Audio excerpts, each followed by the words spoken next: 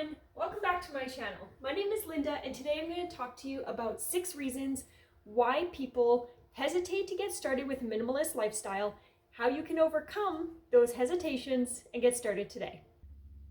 The first thing that stops people from becoming a minimalist is simply just the fear of change. Change is scary. Nobody wants to just change everything about themselves to conform to a new lifestyle. We see the same change of fear when we're talking about changing the way we eat or starting a new workout routine. The idea of just starting something new and stepping into the unknown can be pretty terrifying.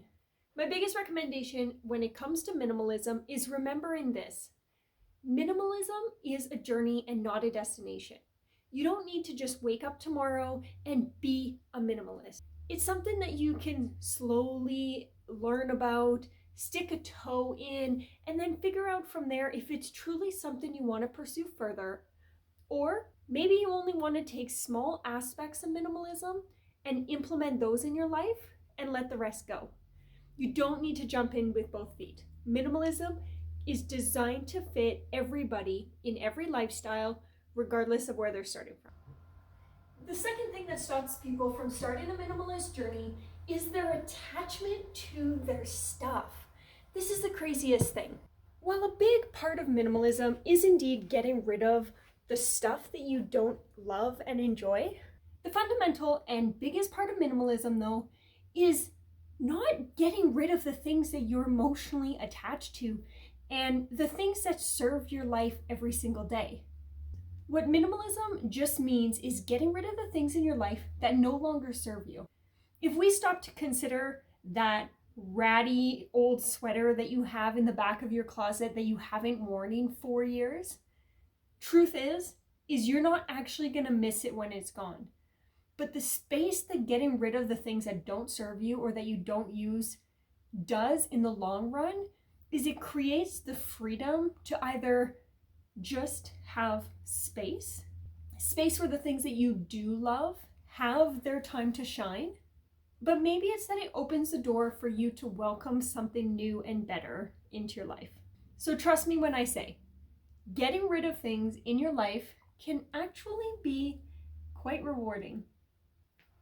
The next thing that really prevents people from starting on a minimalist journey is a lack of motivation. It's this idea of, I don't know how to start. I don't know if I want to do this. It's going to be so much work. But remember this, motivation, regardless of what area we see it in our life, usually comes from clarity. If you are really clear on what you're going to get out of minimalism, you'll be so much more motivated to start taking the first steps on this journey. However, if you have no idea what the benefits are or what's in it for you, then the motivation is absolutely going to be lacking. So my recommendation, take some time and sit with the idea. Pull out a journal and start writing down everything that you want to get out of minimalism. Start by reflecting on how you're going to feel when your house is easier to utilize. Start jotting down some ideas on how it's going to feel when your house is less cluttered and things are easy to find and it takes a whole lot less time to get things to a clean and tidy state. Once you focus on what you want out of minimalism, I promise the motivation will find you. So let's talk about another area that really slows people down on starting that minimalist journey. This area is the lack of time or resources. Time is an absolute no-brainer. It does take time to start decluttering your house.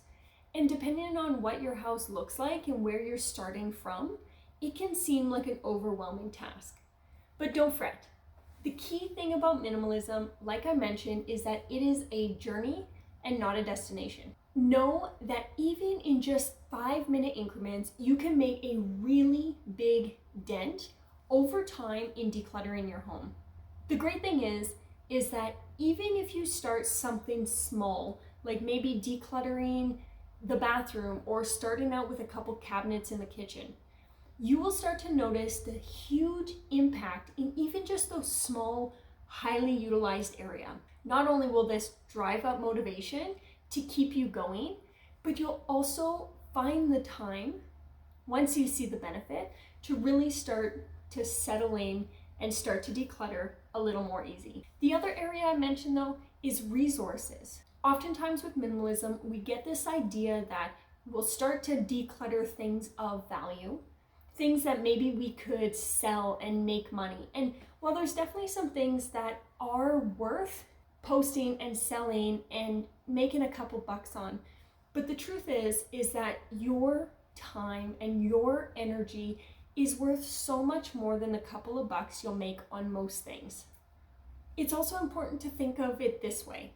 The things that you have in your house that no longer serve you, you've already gotten your money's worth. When it also comes to resources, there's also this idea that we have to get rid of all of this stuff, including the things that we still use.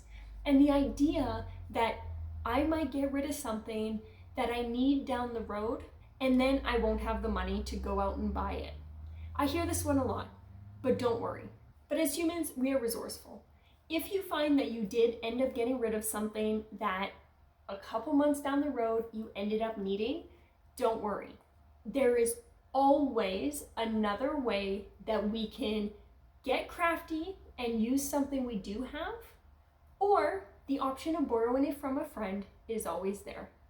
If I'm going to share a little secret on that topic in particular, for years I was looking for a rolling pin. I can't remember if it was cinnamon buns that I was looking to make, but I had this idea in my head that I needed a rolling pin. It took me forever to find one.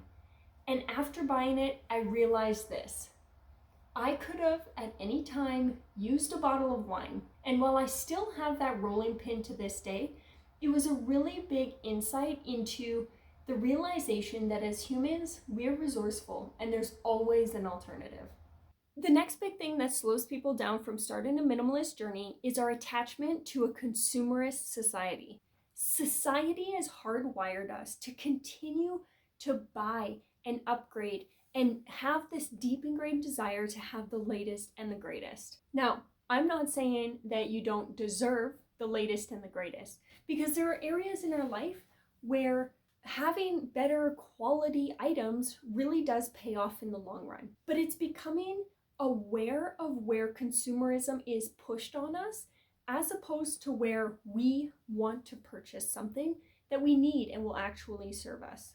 If we consider that so often in society, things like going shopping with friends or having the latest smartphone or the trendiest clothes is something that we see as a status symbol or a convenience. But the truth of the matter is that if we take the time to really reflect on what it is that we actually want and actually need, not only will you find that minimalism saves you a lot of money, but you'll also find yourself getting more deeply ingrained and connected to the things that you do choose to keep. Know this, while in the beginning, sometimes friends and family will not be understanding or supportive of your new minimalist lifestyle, maybe because they want you to come shopping with them. Just know that minimalism is done for you and only you. And who knows, maybe down the road when they see you enjoying the benefits of less stuff, they might just start asking some questions on how they can get started also. As we wrap up, the last thing that stops people from pursuing a minimalist lifestyle, I just want to say thank you. And I hope that this video is really helping you reconsider the ways that you can get started on a minimalist journey yourself. If you're enjoying this video, go down below, hit the subscribe button. I release things like this all the time. And if you like this one, you'll love the next one as well.